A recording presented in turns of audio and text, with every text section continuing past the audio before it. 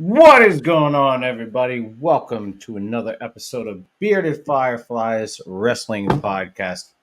Today, second crap. Wow, I'm reading the date wrong, Chris. Fuck, you would have thought that we stayed up super late or got up super early for a wrestling show.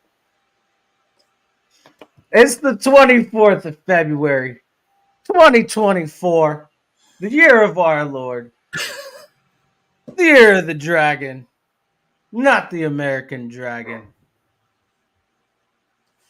The year of mommy. Yeah. Yeah, buddy. Yeah, buddy. The year of the tribal chief. Before we get into it, I had to explain to somebody why Roman Reigns has been fucking champion for so long.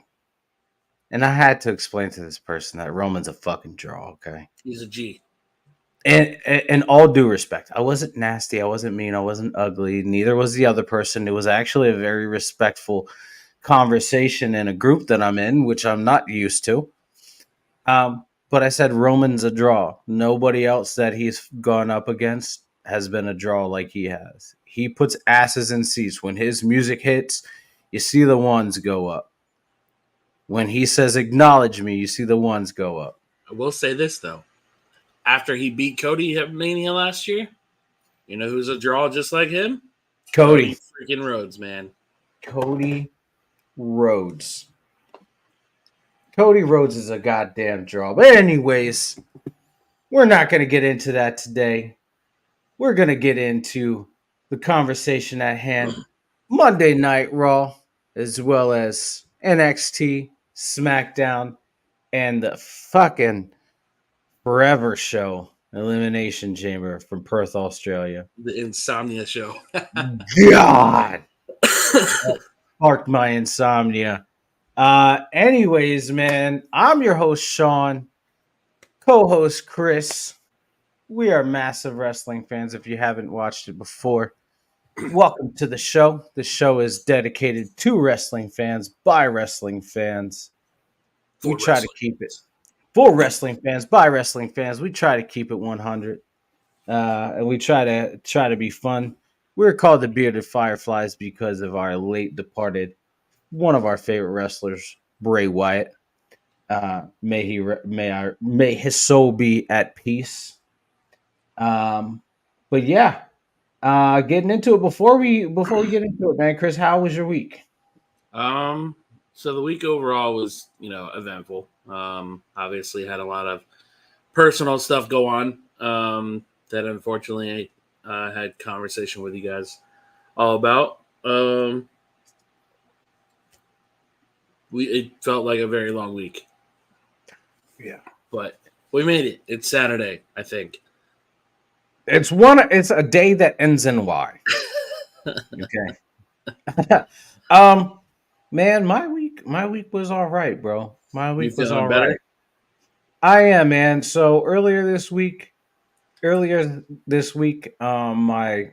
girlfriend, she came down with the flu as well as bronchitis at the same time. So I was playing doctor, and then Tuesday I started getting sick, man, and it was no fun. I got pretty sick, man, and it was rough. And then, but I had cough. I had some upper respiratory stuff going on. I didn't have it as bad as she did. And then I just woke up one morning, like yesterday morning, and I was like, man, I feel fantabulous. Bearded Jesus. Coming out. Healing the masses. Healing the masses, dude. Just healing them. If I was a healer, which I am, if I was a healer, I'd just raise my hand up and it would all be okay. Straight Edge Society style. Straight Edge Society style. Hands to the screen. I did a lot of meditation. I did a lot of introspect work, man, and I felt great. But most importantly, did you pray? No, I didn't pray. I don't pray. It's been a while since I prayed. But are you prepared for his return? The Dark Lord? Yes. Voldemort? He that shall not be named. He that shot Darth Vader? Yes. Sold. The only return. And it's Yes. not of the Jedi, it's of the King. Facts. Well, we know who's definitely not returning. It's the AEW ratings. Oh, got fired. Oh. Jeez, we're Massive. starting out early, man. Starting Hey, man. out. I haven't even I'm finished. delirious. Give me a break. I haven't even finished my first Celsius of the day. Chris, what are you doing here? But anyways, we are gonna sleep in 24 hours. Cut me a break. I'm gonna cut you a break. I'm gonna cut you a nice break. So we are gonna talk about Raw, NXT, Smackdown. I can't remember our F bomb of the week. I found both of them. So Oh, the A we got plus, both of them. the A plus is a result from NXT, Mr. Baron Corbin. Yeah, okay. And the F bomb was Sammy and Jeff. Yeah. But it's a double F bomb since we didn't do last weekend. Yeah. I forgot what last weekend's was about. We'll go ahead and we'll get into it. We'll start talking about it. Chris, what was the F bomb? The first one. Oh God, Sammy Guevara doing his nice little 450 splash. His knee caught Jeff Hardy's face, broke his nose, and they continued the match. This is your F bomb of last week. We got continuous explosions. Oh yeah. If you didn't see the match, if you didn't watch the match, Sammy Guevara versus Jeff Hardy. I think it was an extreme or some form of a hardcore match. Seems like every match in AEW now is hardcore. I was gonna say, yeah. Sammy hit a 450 on Jeff Hardy and caught him dead on the face, knocked him clean the fuck out.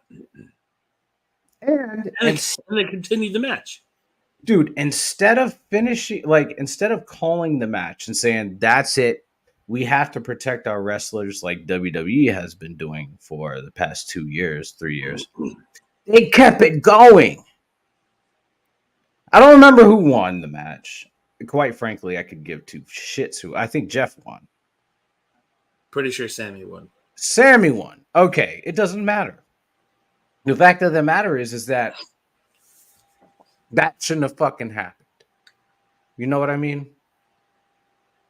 Like, we're seeing people continuously get hurt.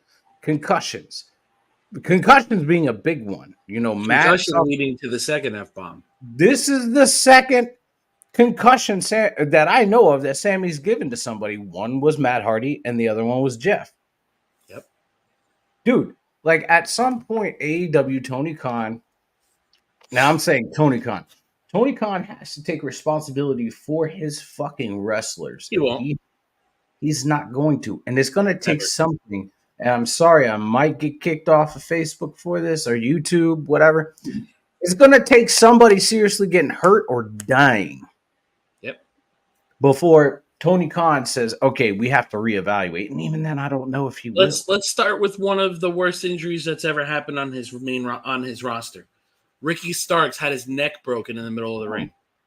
Yeah. And it was a gruesome spot. And I wouldn't be surprised if they finished the match. I don't remember because it was 4 years ago, but it's not the point. It's the simple fact that time after time, these big wrestlers, these high-flying wrestlers, they are hurting people or hurting themselves. For God's sake, Lance Archer trying to do a moonsault and landed on his freaking head. Mm-hmm. At some point, somebody's got to say when and tell these guys, listen, stick to your regular moveset. You don't need to do all this craziness and stop hurting yourself or other people. Yeah, exactly. And it's sad because what's happening is you're starting to cut these dudes' like lives and careers short, right? We've seen what happened when you get guys that botch moves. Like, D'Lo Brown botched the move on Draws, and Draws is in a fucking wheelchair for the rest of his life. Granted, D'Lo's a saint, dude. Like, I got nothing against D'Lo, but that dude got put in a wheelchair for the rest of his life. And if I'm not wrong, I think he just died. Yeah, he did. Yeah. And you got other guys that have been, seriously injured. Rey Mysterio, when he had that match in Mexico and that dude died on the ropes. We've seen multiple. I mean, there's a video floating around YouTube where Homeboy tried to do a moonsault and landed on his neck. Like, come on now. Like, and we're not talking about the back of his neck. We're talking about the front. Yeah. And they had to call the match. Yep. Right? Like, they finished it with the pinfall, but I mean, like, what are we doing here? Like, as bookers, as owners of companies, you're not keeping your talent safe. Look at Kota Ibushi. Kota Ibushi is arguably he was at one point of his career one of the most talented human beings on the planet. I will never take that away from Kota, but that man has broken his neck so many times that it's made of dimes at this point. And if it was Vince McMahon, if he was under Vince McMahon, that he would have retired yesterday. Mm-hmm. And what happened when he had his most recent match in AEW? He broke his damn foot, or not in AEW. It was in Japan. He broke his foot. Yeah, exactly. I mean, he's all elite for what? Yeah. Anyways, Tony Khan, you got to do better. AEW, you guys got to do better. You're not protecting your talent. You're leaving them fucking exposed and at a greater risk than they need to be. And then this past Wednesday was horrible too. What happened this past Wednesday? Is this the next F-bomb? Yes. So Deonna Purrazzo was facing Madison Rayne because Tony Khan likes to book random ass matches for no reason. Madison Rayne is held in the regard of being one of the most talented women that TNA has ever produced. We'll never take away from Madison Rayne's work.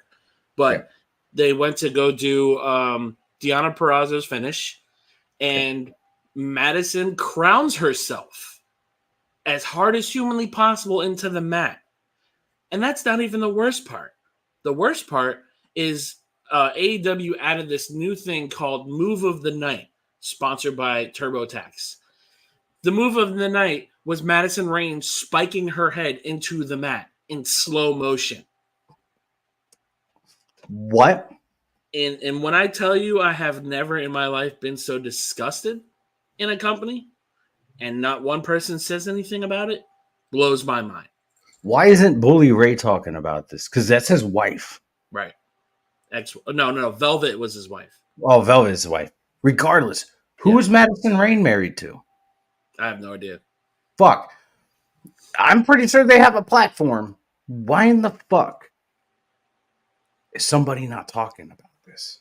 Because Tony Khan likes to make his talent sign NDAs. They can't talk negative about AEW. Oh, yeah. I forgot. If they make a bad social media post, they get fined. Yep. That too. Brian Danielson heads up the fine committee. Crazy, Jesus Christ. Absolutely embarrassing company. Jesus Christ. Oh, my God. I'm so glad I don't watch AEW anymore. It's such a plague of a company, bro. It really is. It really is. It is. It's getting to the point where I'm going to start replacing these. Anyways. At any rate, we're going to move on to Raw, man, because awesome Raw. Great Raw. Great fucking Raw. Very high rating for it, too. Yeah, and dude, there was a lot of swerves. By the way, real quick, there's two things I want to hit on before we move on to Raw that I had a conversation about today as well. I saw somebody that commented on a post that said that Liv Morgan needed a heel turn, right? Hear me out. Said Liv Morgan needed a heel turn because her character is stale. And my point is why as wrestling fans do we call for a heel turn when we feel that a character is stale, right? Undertaker. Let's take this for example. It might be a good example, might be a bad example. But regardless, he went away for a little bit when his dead man gimmick or when when his Undertaker gimmick was starting to, stall out, when he was the Ministry of Darkness Undertaker and then the corporate ministry. He went away for a little bit, came back as the American Badass, as the Dead Man. He continuously evolved his character. Then when he went away again after the Vince McMahon Buried Alive match, he came back as the Undertaker, right? So he's continuously evolving his character up until he retired. And then you've got guys like Bray Wyatt, which we love to death, right? He reinvented his character so many times, from injury to, hey, we're just going to take you off TV for a little bit. He always left you wanting more. And so why do we as fans want to see somebody turn heel? Granted, Liv could play a great heel. She was a heel in NXT, if I'm not wrong. And Riot Squad. Yeah, and Riot Squad. She was a great heel, but not everybody needs heel work, right? Maybe tweaking the character a little bit.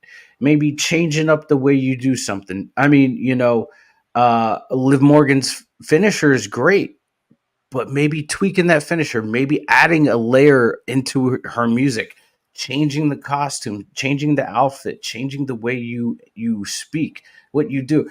We don't need a full ass heel turn, right? And that's why John Cena, and you know me, I'm not a fan of John Cena. This is why John Cena has been so vital to the wrestling, like to as a performer, is because he changed something every single time, right? Whether it was his merch, whether it was the way he presented himself. You'll never see the same promo twice out of him, right? And that's what people are missing, is like that, the subtle change that you don't notice until long afterwards. Yep. What do you think? So I'm just gonna say this about wrestling fans as a whole. They want instant gratification from their favorite wrestlers, regardless of what point in their career that they're in. They want all these talents to be at the very top of their game every single time they're introduced. They don't believe in cooling down talents. They don't believe in storytelling or evolving a character, because we're in a generation of wrestling fans where technology is so readily available that they can just go on YouTube and look up, former clips of The Rock, and The Rock's promos aren't that good because he's doing the same shit from 2004. Do something different. Okay, let's say The Rock was a little more aggressive with his promos.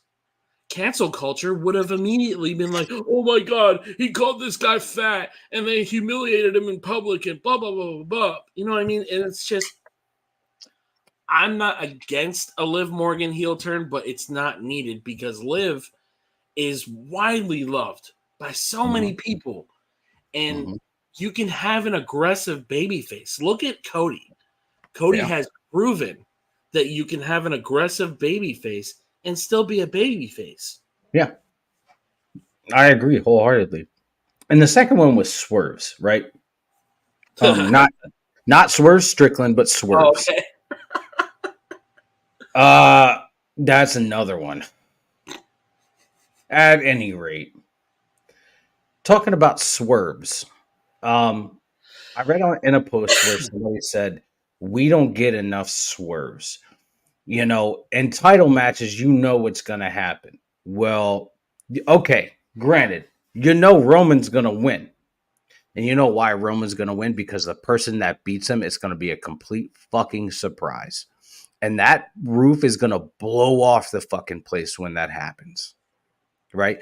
You got other people like Seth. When Seth loses, Seth is going to lose in a big way, right? But he's going to lose in a big way where it's impactful, and you're going to remember that shit. That shit's going to be marked in history. Like Seth Rollins lost due to X, Y, and Z. Yep.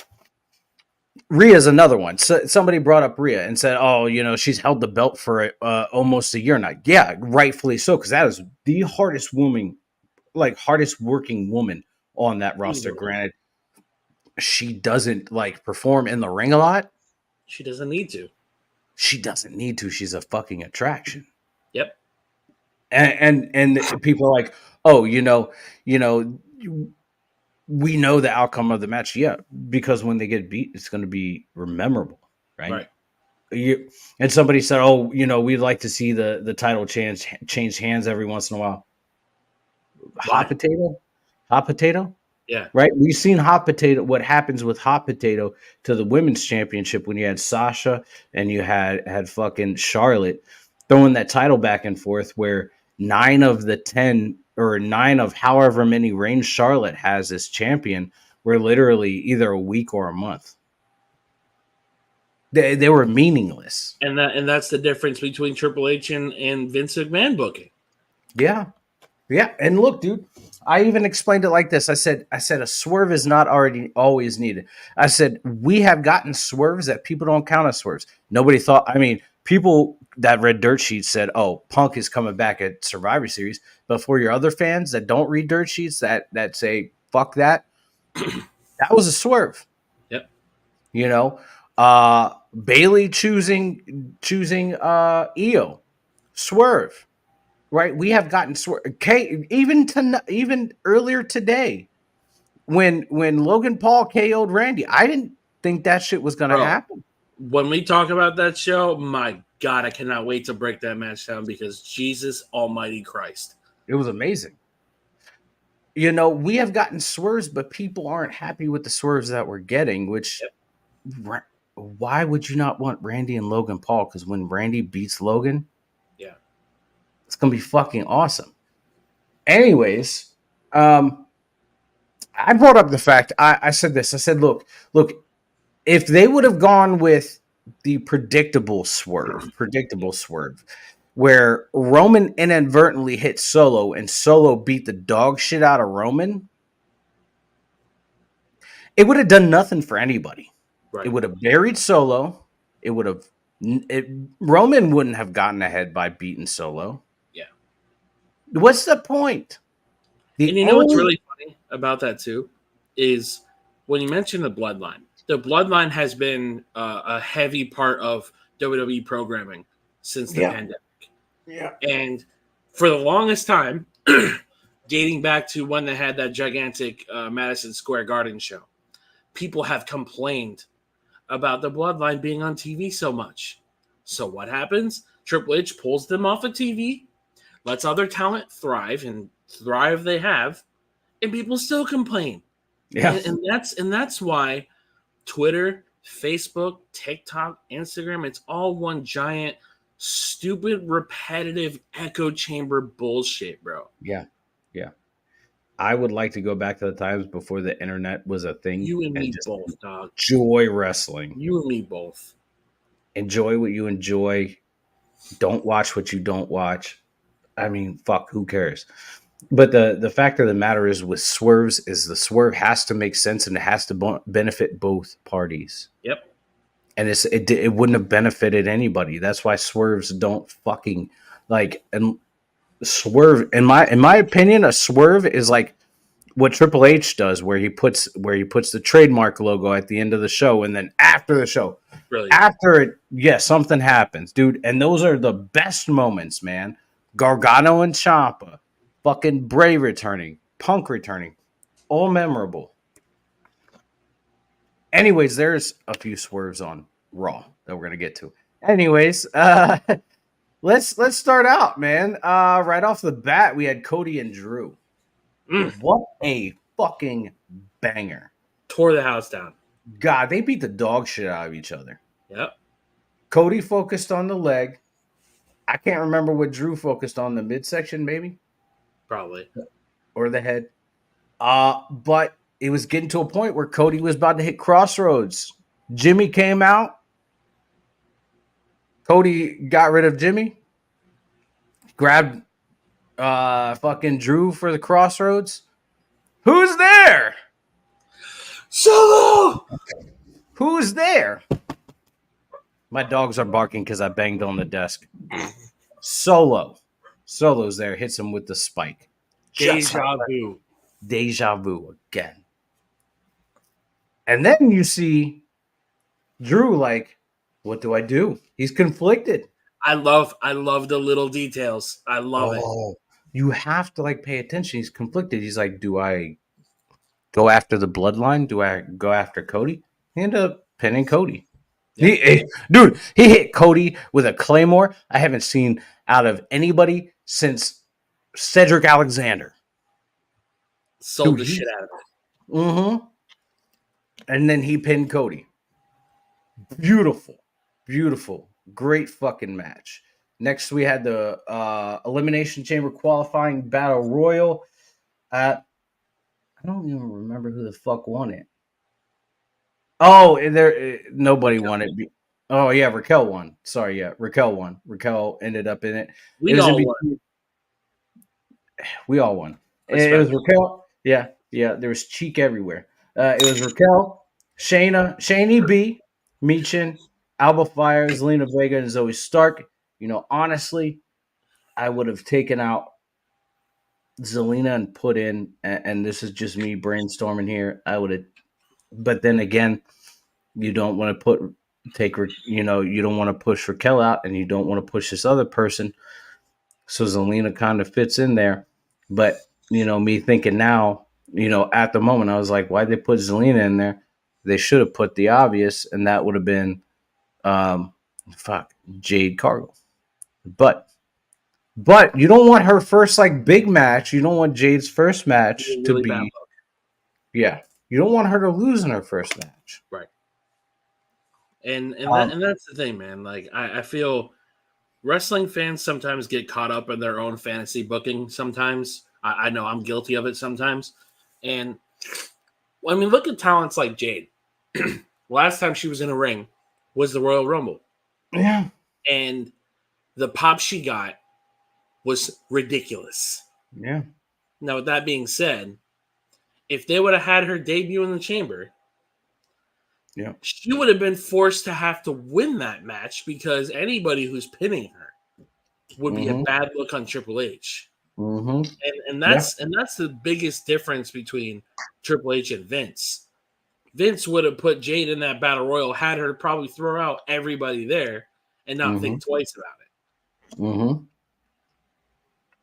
I agree. Next, we had an interview with Rhea and Naya. So Very fucking Jesus. good, Nia dude. Jax, man, I was worried about her returning because I know how not only how she's perceived in the locker room before she got fired, up until when she returned with the IWC reacting the way that they did. This is the best work I've ever seen in my life from that woman. And we will get in. Well, like I said, we're gonna get into Elimination Chamber. I can't wait, dog. Best fucking work, man. And the line that she said in that, "I'm bigger than you, and I'm fucking stronger than you." Whoa! What a fucking statement, dude. Blew me away. But Rhea finished it.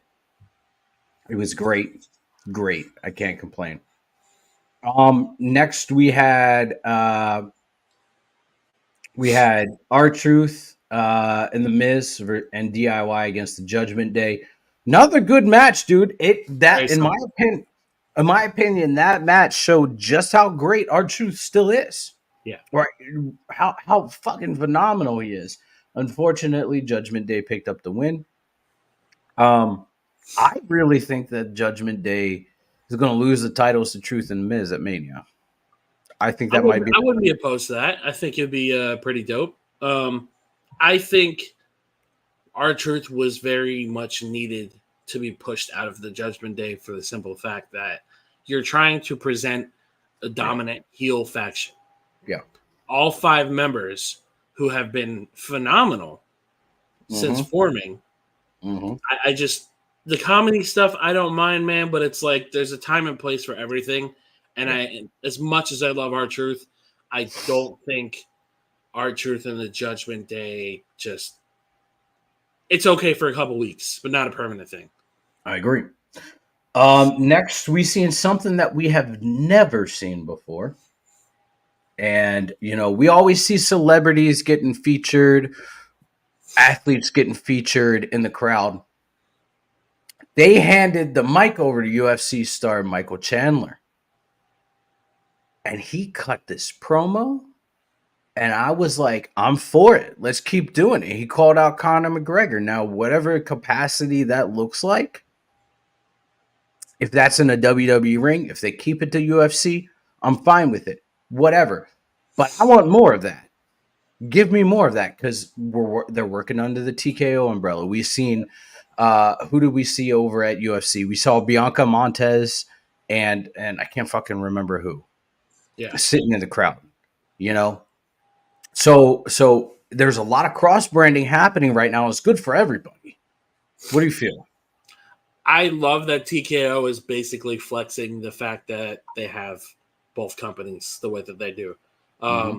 And it doesn't feel like it's a monopoly of any sort. It doesn't feel No. like, we're a corporate giant and we own this company, so this is what it's going to be. I love cross promotion stuff. I think, when Monday Night Raw did it with ECW, I mean, I know that's a completely different kind of crossover, but I love the fact that they introduced a bull riding guy that Endeavor has. Yeah, and the boxing dude. UFC, yeah, the boxer, UFC. I mean, WWE is literally on every single level is firing on all cylinders, Yeah. and I would argue to say that Anaheim was probably the best crowd that they've had in a very long time for Monday Night Raw. Yeah, I agree. And they were hot for 3 hours. Yeah, they were.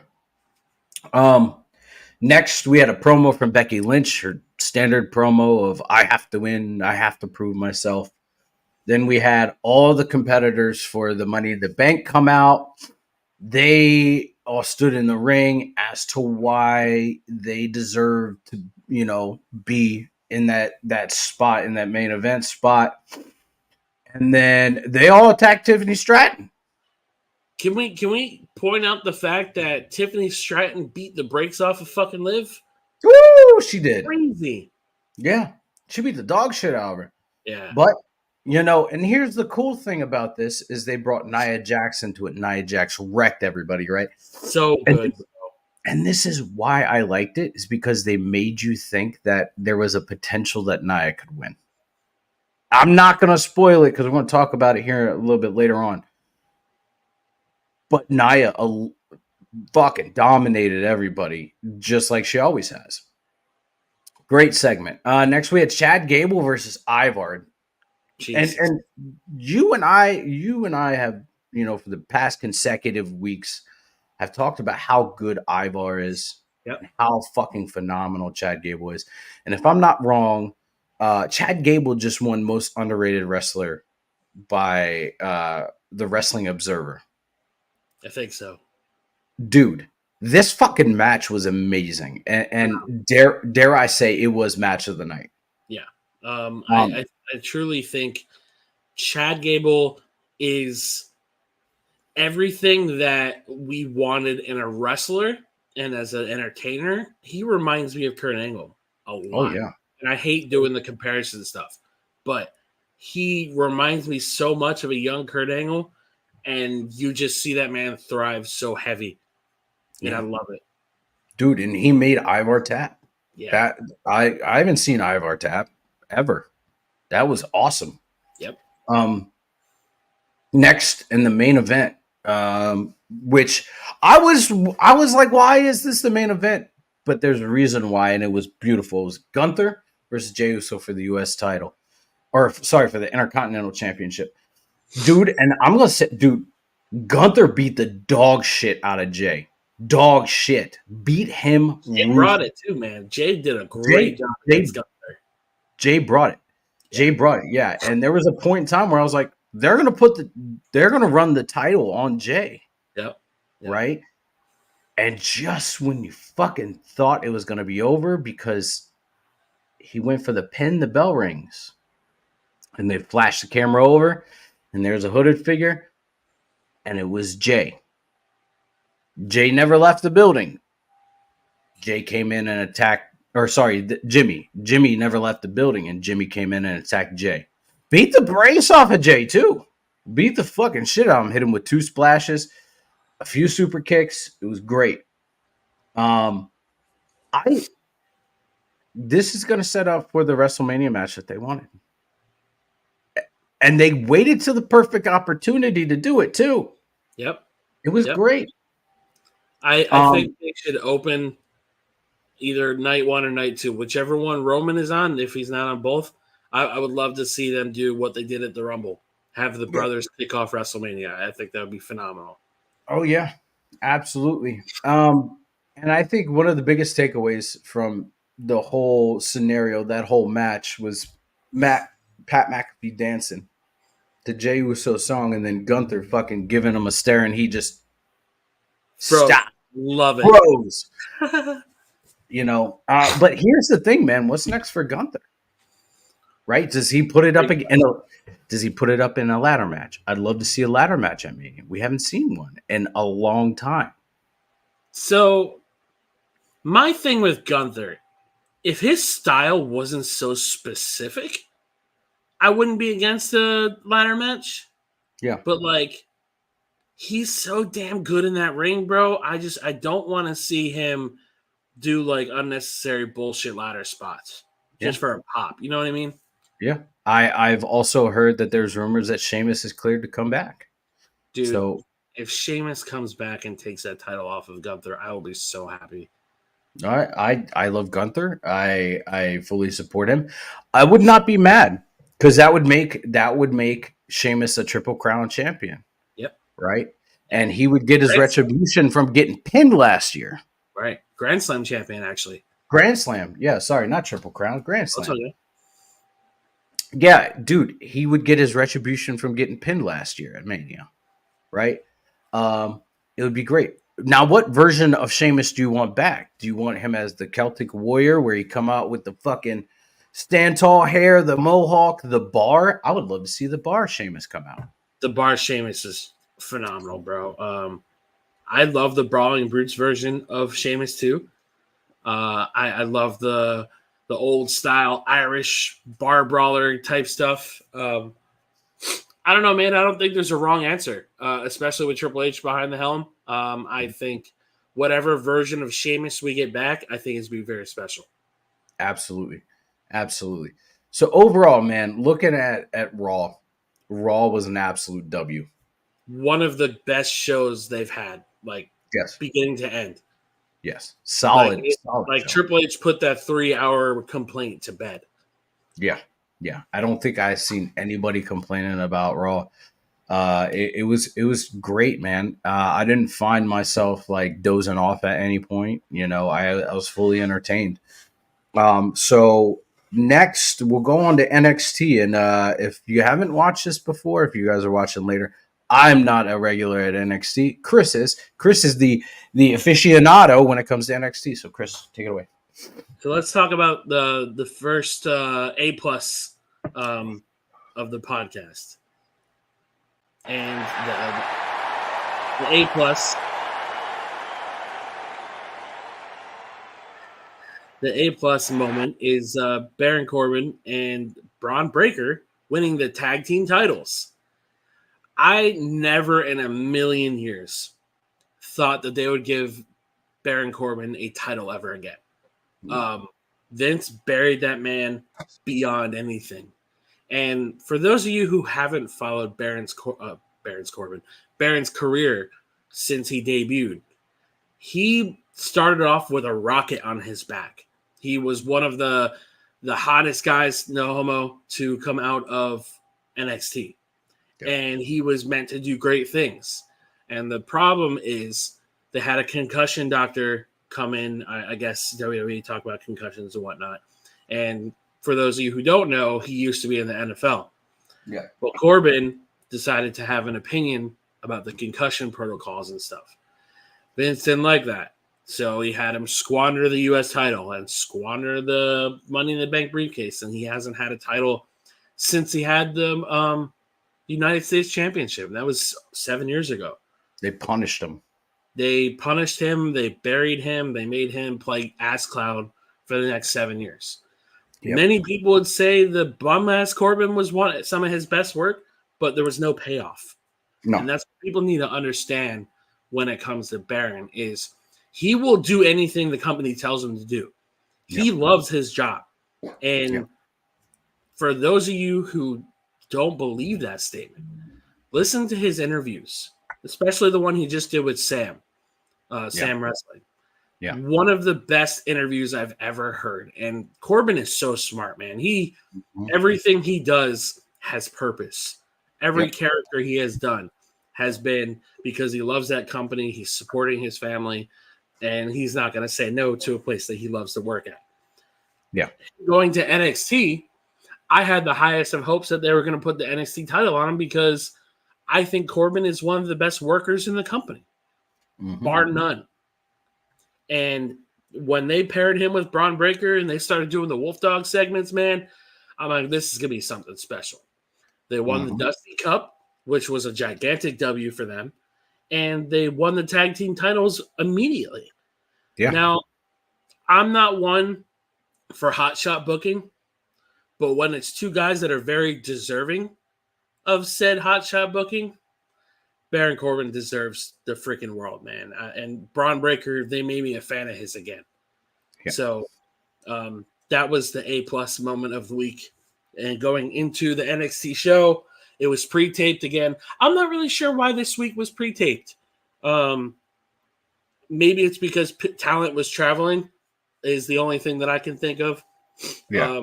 But we had Oba Femi versus Lexis King. Very good back and forth match. Lexis King is developing into being one of the best talents that has ever made the crossover from AEW to NXT. Oba Femi is a special human being.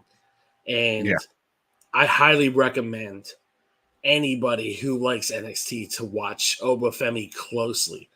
Because when he gets that call up, man, Triple H is going to push that man to the moon. Pun intended. So the next match we had Oba Femi, of course, retain.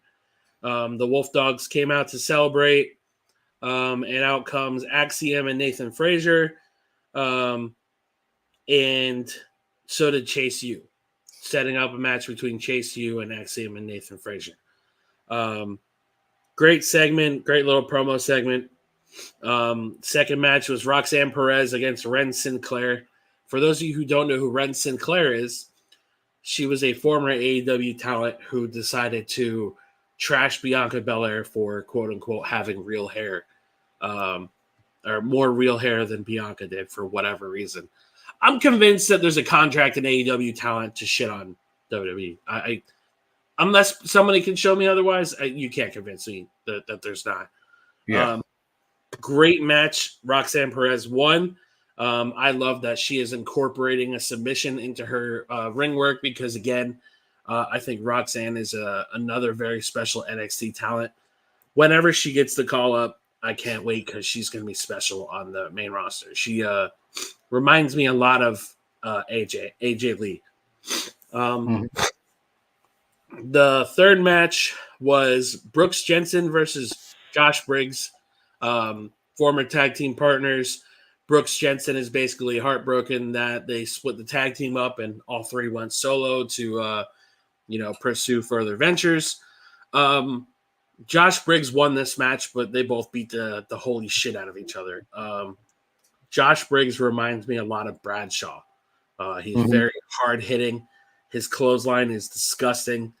And it seems like that Briggs is kind of leaning into the slow heel turn. So I'm excited to see what they do with him, if they do anything. Next, we had a Carmelo Hayes. Oh, wait, no. Next, we had a Joe Gacy and Dijak segment backstage. Dijak has kidnapped Joe Gacy and has beaten him with everything that he has. Joe Gacy keeps getting back up. So whatever match they do next, I think they actually did they set up a match for next week or maybe at Roadblock or something. It's like I don't know. Maybe it's a street fight. I could have heard that wrong, but I'm not sure. Then we had a Carmelo Hayes promo where basically he told everybody that he made Trick Williams and, Trick Williams is nothing without Melo. Typical heel promo. Melo's great. I don't want to see them put a title on him again just because. Next we had JC Jane um, with Thea Hale versus Jasmine. Wait. Oh, I'm sorry. JC Jane versus Ariana Grace. It seems like they're trying to break Thea Hale away from Chase U, or just kind of like manipulate her to some Mm-hmm. capacity. Because Jasmine, I don't know how to say her last name. I think it's Jasmine Nix. Mm-hmm.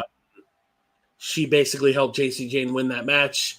JC was like, "That's when I tell you to do something. That's what I wanted you to do," and kind of gave Thea that look like you didn't contribute to this win. You didn't contribute to the Chase U success. So Mm-hmm. I'm curious to see what they do with Thea because it seems like JC is like slowly trying to push her out of Chase U.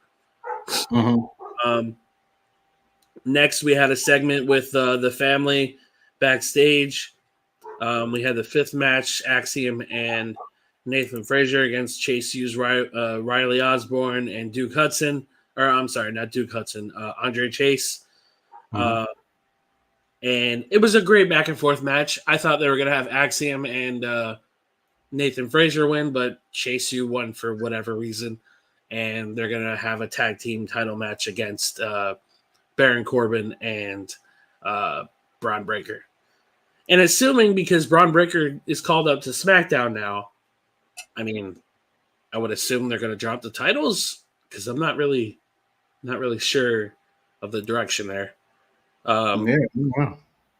We had an Ilya Dragunov promo who basically said that he's coming for Carmelo's soul.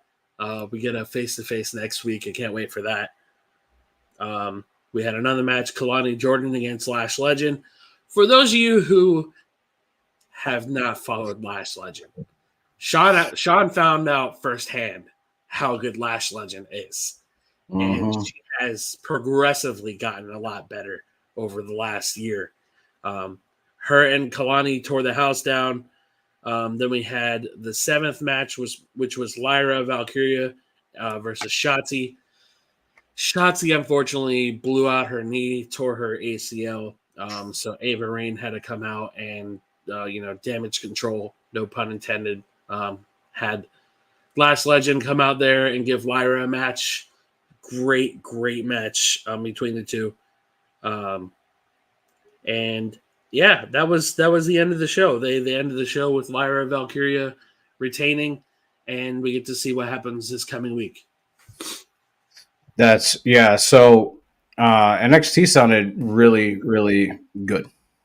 I seen I s- oh uh anyways, okay.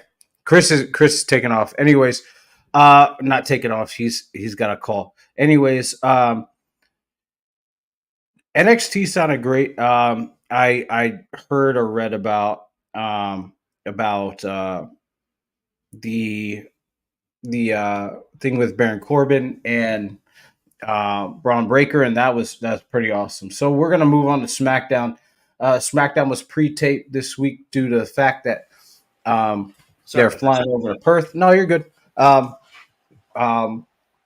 SmackDown was pre-taped due to the fact that they were they were uh, going to be in Perth this week. Anyways, so our first match was Drew McIntyre versus LA Knight. LA Knight won, or sorry, Drew McIntyre won due to disqualification. Uh, and it looks like all the competitors for the men's elimination chamber came out and fucking attacked each other. Um, Next, we had Tiffany Stratton beat Liv Morgan via pinfall. Great match, by the way. Yeah, great fucking match. Um, we had which is odd to me, as you know. Here's a booking question that, or a booking thing that I don't understand. Why would you have like returning Liv Morgan lose to a brand new Tiffany Stratton, right? Like, not that it's a bad thing. I just don't understand it. Especially with this angle that Liv Morgan's doing with the retribution kind of deal, right? Like, she's trying to get revenge. It doesn't make sense to me. It sets her up for failure, in my opinion. Um, Next, I mean, unless you've got a thought about that. So I think Liv is at a point in her career where I don't think losses like that hurt. Mhm. And the fact that, when we get into the chamber, solidifies that Liv is okay with taking pinfalls. Yeah. Because you can make that same argument of her beating Zelina. Yeah. Zelina hasn't had momentum in forever. And Yeah. her taking losses, it can, it hurts to an extent, but I also feel like she can take a loss and be perfectly fine. Yeah, absolutely. So next we had a vignette with Cedric Alexander and Ashante Adonis. It looks like they're forming a tag team. So that's pretty cool. I I'm really excited. liked the whole segment between the two. Yeah. And I keep forgetting that I stayed up all freaking night because I'm like, oh yeah, SmackDown was great. Nope, I never went to sleep. Next we had Roman Reigns asked Jimmy who authorized him to attack Jay on Raw, and Jimmy Uso stated it was Paul Heyman, and then Roman took credit for it. Right. I think something really freaking big is about to happen in the bloodline that Triple H is trying to prime everybody for. And I think I know what it is. I'm intrigued. Go on.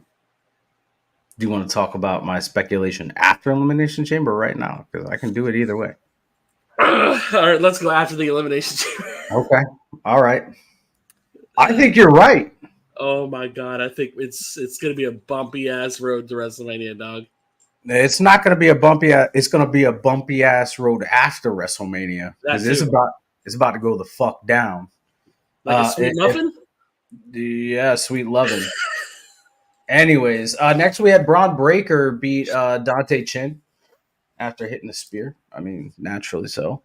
We had Wait.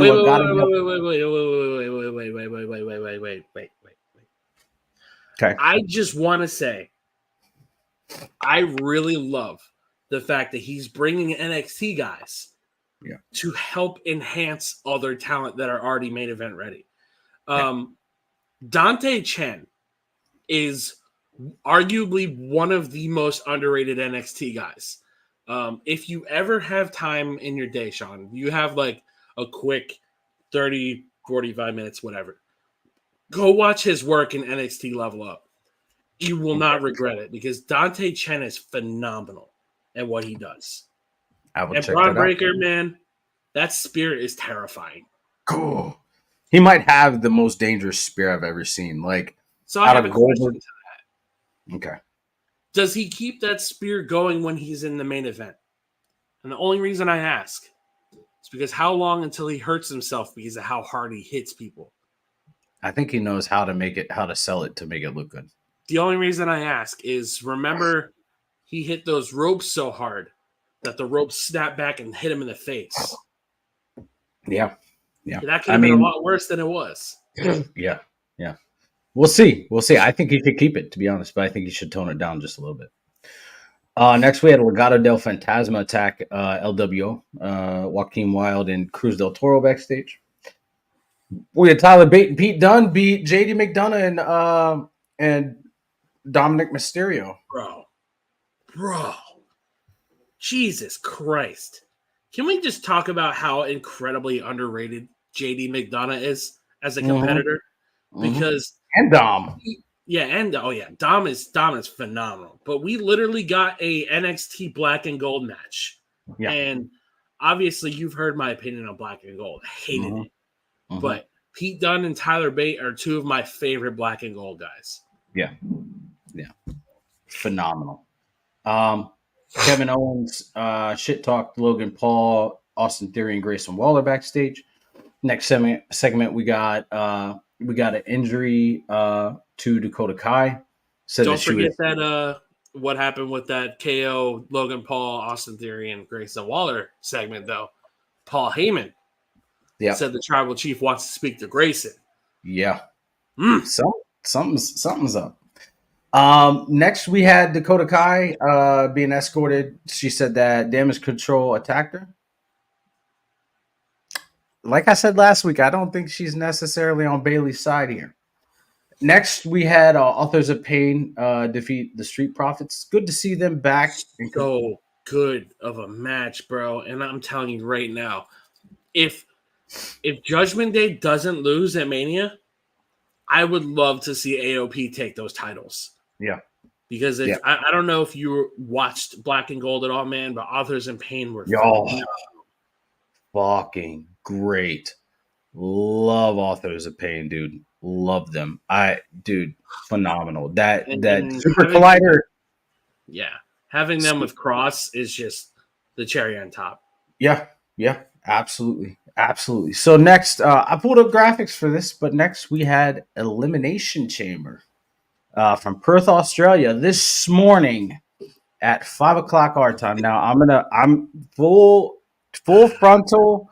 I'm gonna say this. I meant to get up early. But my alarm went off, and I was like, I'm too tired. Chris stayed awake. Second full frontal here is that I only caught Rhea Ripley's match in the end of the men's chamber match. I tried to go rewatch it, and it just would not load. So I didn't see the rest of the show. Now, Chris can run down the show, and we will talk about it. And then I'll pull up the graphics for each match. But, dude, right off the bat, Perth was hot. From what I seen, Perth was a hot-ass crowd. And I'm going to say this. The kickoff show did not disappoint. I was genuinely afraid that they were going to take those titles off of the Kabuki Warriors because Triple H was argued to have a lot of favoritism booking when he was booking Black and Gold. Which, sure, you could say that because the main event guys were almost all the same people. And when Black and Gold kind of got exposed during the pandemic of just how shitty that booking was. Gargano was a champion, and Lord knows that was probably one of the worst mistakes he's ever made. Adam Cole, who is doing fuck all in AEW. And just, the people he rotated out as champion were horrible. And I really wish the Velveteen Dream stuff never happened because he could have been a great NXT champion. Dude, I'm going to tell you, I think that the last good heavyweight champion that they had in NXT would have to be Drew. Maybe Bobby. Bobby. I gotta say, well, I'm saying Black and Gold. Black and Gold. I think Ciampa. Okay, Ciampa. Probably the best. Ciampa. But his injuries were so bad. Oh, his injuries were bad. I really enjoyed, Finn's reign. Which one though? Well, the first one. Okay. The first one when he was Demon. I loved KO's reign when he destroyed Sammy. That was like pre-Black and Gold, but I love that era. Yeah. Samoa Joe's reign was pretty good. Yeah, I mean, it was decent. It was okay. It was all right. It was a surprise that it happened at a fucking house show. Yeah. That's what made it so good. Nakamura's reign was decent. Bobby Roode's was entertaining. Andrade's was good. Drew's was decent, but he kind of just dropped it out of nowhere because of the injury. And did he get injured? I think he did. I think he got injured in the match against Andrade when he took that double underhook DDT from the top rope because he held on to the top rope. And then Ciampa, was great. But outside of that, I mean, Adam Cole's reign was mediocre. So here's my thing about Adam Cole. Adam Cole would have been great if he would have had great competitors to defend against. Yeah. I would argue to say the only people that gave him a good run for his title was Tommaso Ciampa.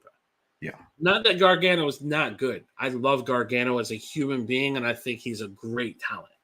Yeah. That being said, I think people like Gargano should not be in a main event title just for the fact that they can do anything in that wrestling ring. Yeah. And that was the biggest problem with Black and Gold is We started off really good pre-Adam Cole. Mm-hmm. After Adam Cole entered in the mix, we were signing every indie talent on the free agent freaking thing. We were doing what Tony Khan's doing right now. Yeah. And he is quickly discovering that his product, the ratings, the ticket sales, they are all failing. Yep. And, people can hate me for that statement, and that's perfectly fine. But the first step of trying to find success in something is holding yourself accountable. Yeah. And Tony Khan does not do that. I will say I did like Aleister Black's NXT reign as well.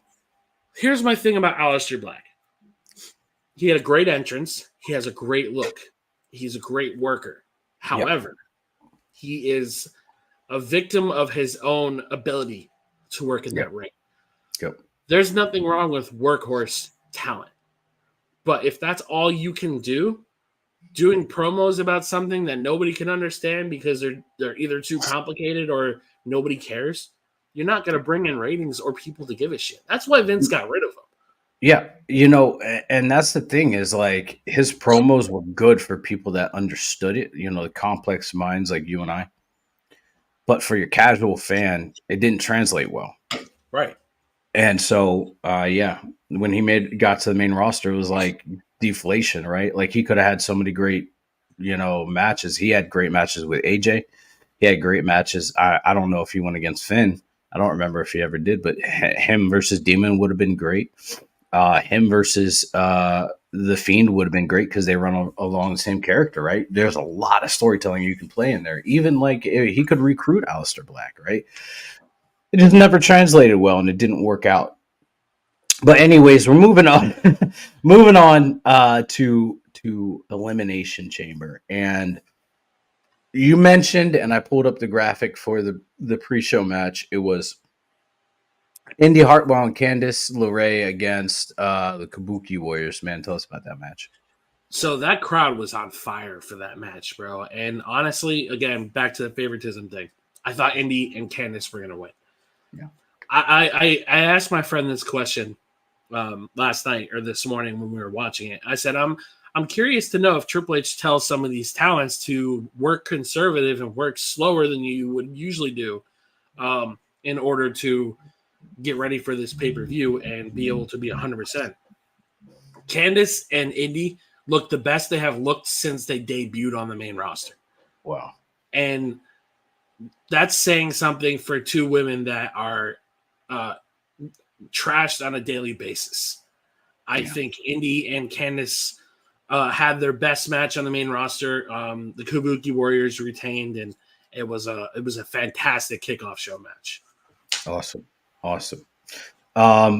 Next, the first match of the card was the Women's Elimination Chamber match, which featured Naomi, Raquel, Tiffany Stratton, Liv Morgan, Bianca Belair, and Becky Lynch. Going into this, I thought I knew who was going to win, and I was right.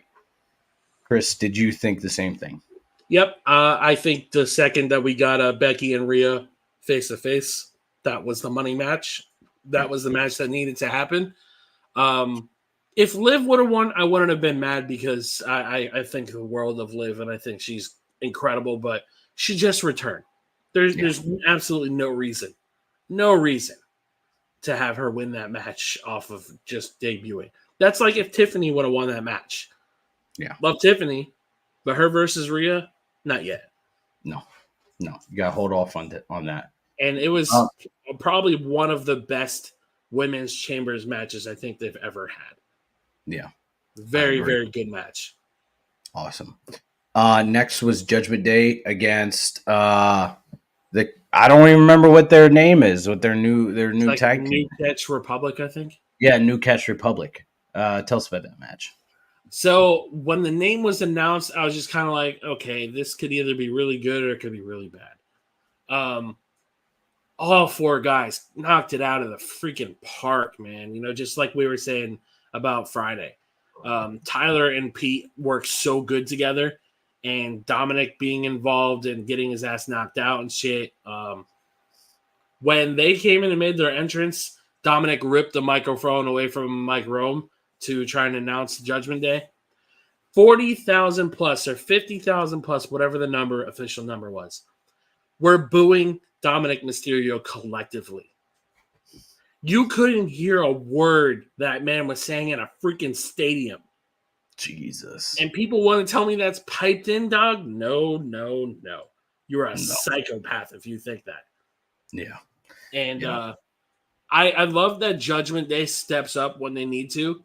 And I think they're one of those teams that they kind of work like Charlotte works. Give them a feud to care about. Give them a match to care about, and they deliver. Damian and Finn had probably one of the best finishing sequences I've ever seen. He did the what the hell is the choke slam called? South of Heaven. South of Heaven. He did the double choke slam to them, and Finn Balor went right into a coup de grace, right? That's how you say his name. Yep. And the way he landed right into pinning Pete Dunne. So it was so good. That match was absolutely incredible. Now, do you think Pete Dunne should have taken the pin? I don't think it hurt him at all. No, I don't think so either. I think the match was so good that it didn't matter who was getting pinned. Right. Absolutely. I thought that they were going to have New Catch Republic win. Glad they didn't. I'm glad they didn't, though. I am as well. I'm glad they didn't because this adds another layer to WrestleMania. Right. What happens next? But anyways, the next match was the men's elimination chamber match, and holy shit, a lot happened in this fucking match. Chaos.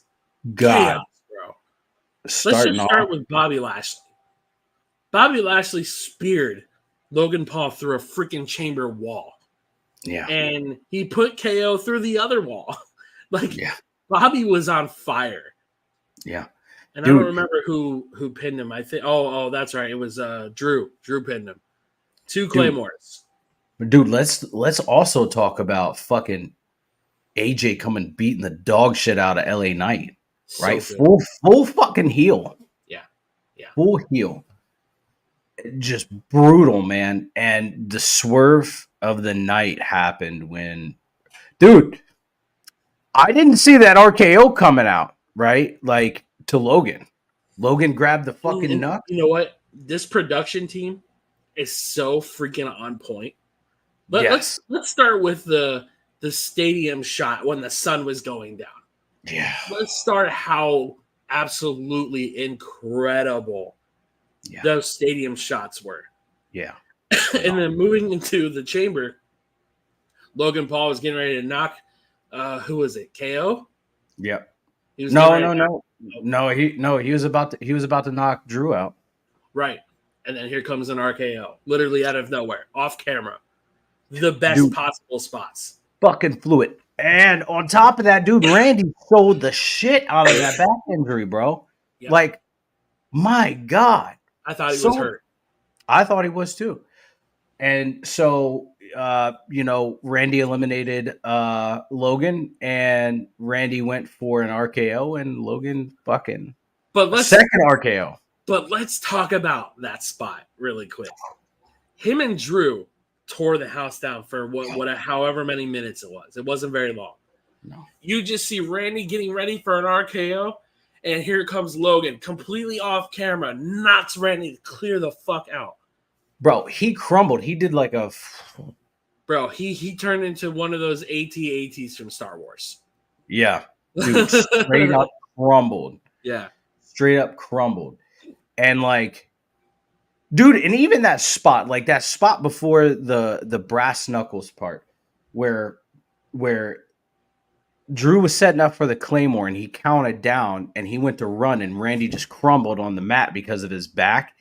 And then he stood there and Randy was like crawling up him and just couldn't get up and just fell back down. I was like, fuck me sideways. And that's when he hit him with the RKO. Yep. God damn. They are doing something special, WWE. They're cooking, man. They are. But Drew picked up the W, so it's going to be Drew versus Seth Rollins at WrestleMania for the World Heavyweight Championship. Naturally so. That's how it should be. Cannot wait.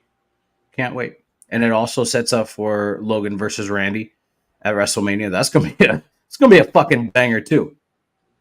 I'm waiting for a midair RKO. Yeah, I think we're That's gonna get a buckshot lariat into an RKO. that would be awesome. I'd love to see it. And the main event, and God damn it, dude, the main event. Before And we I get will to say, that, don't forget the right. Grayson Waller effect. Oh yeah, yeah. Okay, I didn't Another get to really see fun this. Go segment. ahead. Okay, so obviously it was the Grayson Waller effect with Cody and Seth Rollins. 40,000 plus, 50,000 plus people singing Cody Rhodes' song was pretty incredible to hear. The said 50,000 were also saying Rocky sucks, so it's pretty great. If you remember on SmackDown, Roman's like, this is for your ears only to Grayson Waller. So I'm curious to see what that was that he told him to say because they're cooking something in that bloodline. It's going to be freaking crazy, whatever the hell is going on. But basically, Cody challenged The Rock to a one-on-one match. Seth said that he's going to be in his corner whenever they do that match. So I think we're going to get that tag match like everybody was talking about. Yeah. I really don't want to see it, if I'm being 100%, because I don't want to see The Rock wrestle. I just don't. But it could be good. I trust Triple H. I trust his vision. I'm just worried about Cody versus Roman now because if Roman retains, man, It's gonna be a riot in Philly. it's going to be a riot in Philly. But anyways, Main event time. main event time. Rhea versus Nia Jax. Dude, right off the bat, man. Like, right off the bat, man. Like, best fucking work I've seen out of Nia. Phenomenal. My God. And hearing Michael Cole praise her on commentary was incredible to hear. Dude, that whole match had me. I was like, they're gonna drop the title in Perth in front of her fucking family in the front row. Holy shit. Right? That spot where she did the Samoan drop on the table and the table didn't break, and then she got up. I'm pretty sure that shit was impromptu. And then she got up on the announcer's chair and fucking elbowed her. Brilliant. So good. So good. That whole match had me on the edge of my seat, man. And it was amazing. And to see how elated Rhea was to be in Australia competing in front of 58,000 people, right? When she fucking came out and you seen that smile, that wasn't like her normal smile. Like, I'm gonna eat these fucking competitors. That was like, I'm happy to be home, right? And she had the Australian flag on the back of her vest. She showed it off. She came out. Her family was in the front row. You seen her family crying because she's in a main event at a major PLE in front of fucking 58,000 people. That's huge. How often do you see a woman? And I don't mean to do this, and I don't want to sound like this, but how often do you see a woman in a main event of a premium live event Deliver that heavy. Yes. Yes. Dude, that Riptide was fucking amazing. I was surprised she got her up so clean. Yeah. I was like, bro, Rhea is not human. That's after a superplex. Yeah. Dude, and I'm telling you, man, when she got up to the corner, I thought she was going to do that Cesaro suplex into the ring. When she got to that corner and Nia was outside, I was like, there's no fucking way she's doing this. I thought she was going to do it too, but I'm kind of glad they didn't risk that spot. It could have been so bad. Yeah. Can we just talk about like how precise that Nia was that entire night? God, dude, she was on point. God, bro, Nia's incredible. Yeah. Yeah, dude. Like, I'm actually like, I want to see her as a champion, dude. I want to see her, in the words of Pat McAfee, I want to see her as a champion, right? I would love to see what she does with it, man. But I don't think that they need to put it on her right now. She doesn't really Who do you need have to. her take the title off of, though? It would have to be Bailey. I can see that. I don't think that she should take it off of Rhea.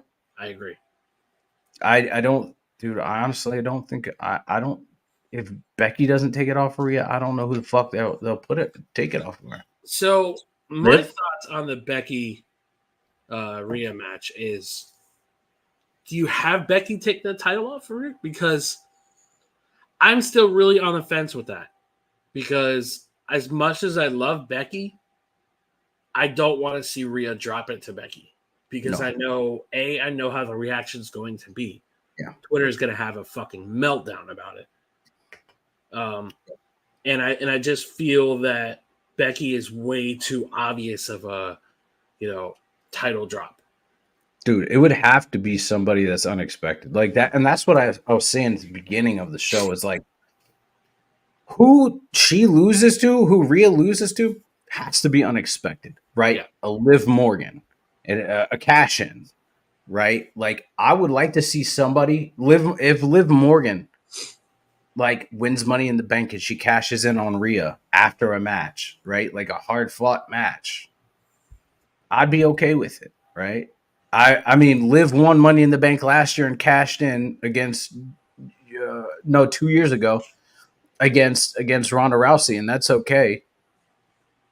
Hey, I'm okay with Rhea keeping the fucking title another year, man. She's been doing great work. Yeah. I just the only thing that worries me about these long title reigns is who it hurts more than who it benefits. Yeah. Because I feel there's a lot of women on that roster who are title ready, who are main event ready. And Tiffany is going to be there fast. Yeah.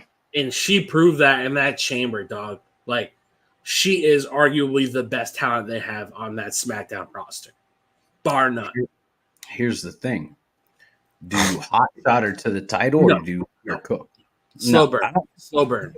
Yeah, you got to let her cook, man. And that's the thing. That's what I see a lot of people, on social media saying like, oh, they need a hot shot to the title. No, they don't fucking need a hot shot to the title. Let the person cook. Let them build. Give them the story. Give them the redemption. But yeah, man. So going into WrestleMania, we had talked before, and you were giddy about it. What I thought was going to happen with the Bloodline. I think that this whole thing between Rock, Roman, and Cody has been orchestrated 100%. and it's been playing in the way that it's supposed to play to make you think that the Rock's going to interject on the part of Roman. I think Rock is going to fuck Roman over. I think so too. Because if you look at that promo 2 weeks ago, and like you and I think I'm pretty sure last week we talked about it. If you take a closer look, not last week, the week before we did. We didn't do last week. Yeah, you're right. If you take a closer look, when Rock was addressing who he was going to take out, he pointed at Roman every time, and when Roman would look, he would adjust. Right, the little details. He would adjust and then he would go back to it. I think what we're seeing in the works here is a fucking massive plot twist. The likes of when Vince screwed The Rock over at Mania and him and Austin colluded. I think it's something that like is going to send people home happy because I think last year not a lot of people got sent home happy after night 2. So I think what they want to do is like send people home happy after night 2, right? So I think Cody's going to win. I think, and I was saying this on one of the groups that I'm in on Facebook, that I think when it comes to Drew McIntyre and Seth Rollins, I think Drew's going to pick up the dub. I think he's going to take that title, but I think Damien's going to cash in. And if he doesn't cash in, he'll cash in on the night after Raw or night after WrestleMania. But I see it being at Mania. I see a lot of titles changing hands, but I see the only one not changing hands. I don't even know which one wouldn't change hands. Because that's like, I feel like it's a changing of the guard now, right? Like, I feel like, I mean, I don't think Rhea's going to lose. She may, but I don't think she's going to lose. I think Bayley's going to retain or, win. but I don't think that there's going to be too many championships that don't change hands Right. because it feels like the changing of the guard. Mm-hmm. Um, every 10 years they do something crazy. They do fucking recycle. It's crazy if you think WrestleMania 30, WrestleMania 20, 10. Something big is going to happen this year at WrestleMania, and it is going to have ripples in the future for what wrestling looks like. Yeah. And I've heard speculation that they're bringing Sylvester Stallone in for some promo work, which would be great because Yeah. Rocky. I heard some other stuff, dude. Like, quite frankly, I'm excited. I'm gonna be there in the crowd, dude. I'm so fucking excited, and I don't even care if I get to see have a good seat. It's the experience, right? And when I get paid, I'm buying night 2 tickets, right? And I'm buying the WWE fan experience, dude, and well, WWE World, and like, I'm so fucking excited about going to WrestleMania, and like, I'm so excited to see what happens, man. And I know that some people have been to WrestleMania. I don't know, Chris, have you ever been to a Mania? Yeah. So I went to the Pandemic Mania where Ah, they only had 22,000 oh, people there. the Tampa one. Oh yeah, that's right, because you live close to Tampa. Bray's last WrestleMania. The one where Alexis screwed him over and Randy won. that one. Yeah. Then he got fired. Yeah, I fucking hated that one, man. I hated that one. I did too, and I'm wondering if it's because of his mental health and all that stuff that he lost and just wasn't in the right place. Yeah, I don't know. But you know, there's a lot of potential for this WrestleMania to be fucking amazing. It could be the greatest WrestleMania of all time. Not to be cliche, but yeah, absolutely. Also, okay, so we have a lot to look forward to on this show, as well as a little bit outside the show. Next week, not next week, maybe the week after, is WWE 2K24, the release date of that. Yeah, I'm so fucking excited. I don't even know what I'm playing first, man. I don't know if I'm playing 40 years of WrestleMania or not first. Dude, I got Final Fantasy coming in. I got 2K27 or 27, Jesus. 2K24 coming out. It's too much coming out at the same time. Too much at the same time. Exhausted thinking about it. Yeah, definitely, man. So we got that. We got a lot, man. Not to mention, also some things that came out of the world of wrestling this week. I don't know if you caught up with it, Chris, but Okada officially had his last match in Japan last 2 nights ago. Yeah. And he took the L, which is great. He needs to take the L. Tama Tonga did too. Tama Tonga, he lost his final match against Gorillas of Destiny. So it's cool to see him pass the torch. Now there's talks of him going to NXT. That'd be cool. I'm fine with it because he lives in the area with the OC. Perfect. Also, we've seen 3 big title changes in other companies. So we've seen Nick Nemeth, formerly known as Dolph Ziggler, take the IWGP Heavyweight Open Championship, I think. And he beat fucking David Finlay. Great match. He deserves it. He deserves the fucking world. That man literally deserves the world, and I'm glad to see him excelling. Matt Riddle, he won the whatever fucking New Japan, United States, Intercontinental, whatever the fuck championship. Hey, good for him. I'm not a fan of Riddle. Whatever. And then we seen Mustafa Ali at No Surrender fucking take the X Division Championship. Rightfully so. That man also deserves the world. There's a lot that's happening around the wrestling world. Take out that other company. Everywhere else, there's a lot that's happening, man. There's a lot of moving parts. Well, we should be expecting Mrs. Forehead in AEW anytime now. So yeah, Mrs. Forehead in AEW anytime. We might have a surprise at Mania, a debut at Mania. Who knows? But regardless, man, like, there's a lot of moving parts in wrestling right now. Chris, what are you looking forward to the most right now for wrestling? 2K24 is probably mine on the top of my list. Yeah. I'm excited to see where NXT goes from here. I'm excited to see Stand and Deliver. NXT is gonna be great. There's a lot of stuff going on, man. WrestleMania is gonna be a special week. I'm happy. I'm nervous. I'm excited. Yeah. I'm excited about 2K24. I'm gonna spend a lot of time on that. Um, I'm really excited about the weekly product that's happening in WWE right now. Mm-hmm. I don't even know what the fuck, man. Like, it's just there's a lot of crazy shit. So I'm gonna finish my Celsius and then we're gonna go off air. Celsius is done. Cheers. New flavor, Astro Vibe. It's sparkling blue raspberry. It's good. Not bad. But anyways, until next week, I hope you guys have a good week. Be good, enjoy wrestling, and don't do anything that we wouldn't do. Much love.